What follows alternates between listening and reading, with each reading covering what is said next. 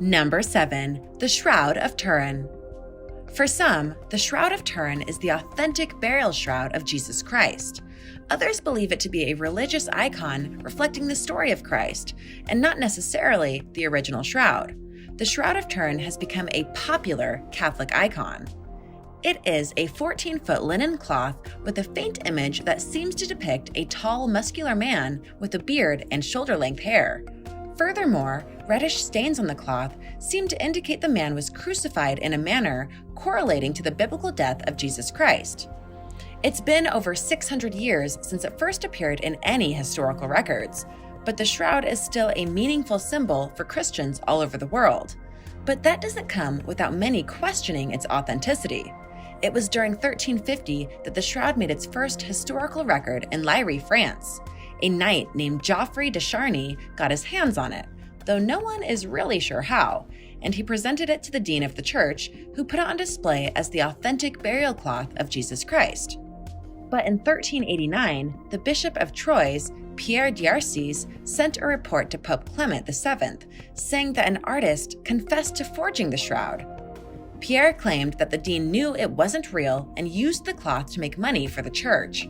After this, the Pope declared, "All right, it's not the real thing, but it's still a religious icon," and continued to display it as such. In 1418, the Hundreds War was moving towards Liry, and Geoffrey's granddaughter, Marguerite, offered to protect the cloth in her castle and promised to give it back once the war was over. But she didn't do that. Instead, she tried selling the cloth to the highest bidder. She claimed it was still the real deal and exchanged it for 2 more castles. How many castles does one lady need? This didn't end well for Marguerite, and she was excommunicated for this crime against the church. The shroud was then moved into the House of Savoy, but there was a fire that almost destroyed it, and in 1578, it was moved to the Cathedral of St. John the Baptist in Turin, which later became part of Italy, and it's been there ever since. Despite the fact that the Pope declared the shroud to be a fake over 6 centuries ago, the debate about the shroud's authenticity seemed to have no end. Many tests have been done, but it seems that all the current data on the shroud is conflicting and inconclusive. And given that the Shroud of Turin is protected within bulletproof glass and rarely on display, it's possible we may never know the truth. Is this the image of Jesus Christ? Or someone else who died in the same way and has the image of what the West believes Jesus Christ looks like? Or did an artist just paint the images on an old cloth? What do you think? Number 6. Jack the Ripper. Picture this. It's 1888, and you live in the Whitechapel area of London. This area is no stranger to crime, but something is different. A series of especially gruesome murders have taken place, and the police don't have the slightest clue as to who it is. That was the terrifying and mysterious reality of people living in London during the Jack the Ripper's murders. Although he is only officially credited with his canonical 5 victims, some believe there were many more. Each victim was of varying age and physical description, although the one thing they did have in common was that they were all prostitutes in the area. It is speculated that he would strangle his victims before cutting their throats and then disemboweling them. The precision of his cuts showed that whoever it was had some experience. In one case, he removed the victim's kidney without damaging any of the surrounding organs. Given his skill with a knife and apparent anatomical knowledge, it is believed that he may have been a butcher or a doctor. His murders all took place within 1 mile of each other. Allegedly, he sent letters to the police to taunt them, and yet they could still not discover his identity. No one even knows if these letters were from the real killer or not, though. For years since the murders, there have been over 100 individuals suspected of being Jack the Ripper, and over 120 years later, there are still news stories, television specials, and theorists out there still questioning who it was. Number 5. Oak Island Money Pit. At first glance, Oak Island in Nova Scotia seems very unassuming, but over the past century and a half, the island has been a site of numerous excavations in the search of a rumored treasure that lies at the bottom of what's come to be known as the Money Pit. The story of the Money Pit begins in the summer of 1795, when a teenager named Daniel McGinnis noticed a strange circular depression in the ground on Oak Island. He began digging into the pit to investigate and discovered a layer of flagstones that appeared to be deliberately laid down. Daniel and many others would continue digging in this hole for nearly 200 years. What is it that pulls people back to this hole? Every 10 feet, a layer of oak logs would be found, as well as putty and charcoal. At the depth of 90 feet, a stone was found with what appeared to be a mysterious code carved on it. The code would later be deciphered to mean 40 feet below, 2 million pounds are buried. If this stone wasn't motivating enough, a discovery made by the Truro Company in 1849 would really bolster treasure hunters. They decided to drill into the pit to see how far it went and what they could expect below. After drilling more than 120 feet down, they brought up coconut fibers and chain links from a gold necklace.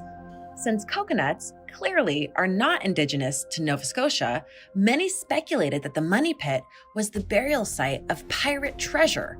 Specifically, it may have been Captain Kidd's lost treasure, which he hid right before his capture in 1699. Countless men would dig there with the promise of unimaginable fortunes. Even a young Franklin D. Roosevelt would make an attempt at the pit, but they would all encounter the same drawbacks. The pit would flood constantly, which halted progress and often caused tunnels to collapse. And despite advances in technology, no one was ever able to find the rest of the treasure. Do you think there's really a treasure buried there? Let me know in the comments below, and don't forget to subscribe if you haven't already. Number 4. Witch Elm Bella. Who put Bella in the witch elm? Although this question sounds more like the title of a poem or a nursery rhyme, the question actually originates from a piece of graffiti about one of the strangest unsolved murders of its time. In April 1943, 4 young boys were hunting for bird nests on private property in Hagley Woods, Worcestershire. While climbing on a wych elm tree, the boys found the horrifying remains of a dead woman. Because they were trespassing on private property, the boys agreed not to tell anyone what happened or what they found. However, the youngest in the group, Tommy Willett, was so disturbed by the discovery that he told his parents, who then contacted the police. The body was identified to be that of a woman between 35 and 40 years old. She had been dead roughly 18 months, and the cause of death was ruled to be murder by asphyxiation after a silk cloth was found deep inside her mouth. Furthermore, it was determined that she was placed in the tree not long after death, because rigor mortis would have made it impossible to fit her body into the hollow tree. After contacting every dentist in the country and looking over every missing persons list, the police were no closer to learning the identity of the woman or her murderer. But by the end of that year, strange graffiti began appearing on walls around the region. It read, "Who put Bella down the witch elm?" This led police to suspect that someone out there knew more about the murder, but the person responsible was never found. The police received a number of tips or suggestions that Bella may have been the victim of an occult ritual, or part of a World War II spy ring, or that she was a local prostitute. To this day, none of the tips have been fruitful, and the identity of Bella and the details of her murder remain a mystery. Number 3. Cleopatra's Tomb. Despite all her fame and notoriety throughout history and pop culture, Cleopatra's tomb has actually never been found. Born in 69 BC, Cleopatra co-ruled Egypt for over 2 decades, although she was pretty much the primary ruler. She first ascended the throne with her brother at age 18. During her lifetime, she would be chased out of Egypt only to retake the throne with the help from Julius Caesar.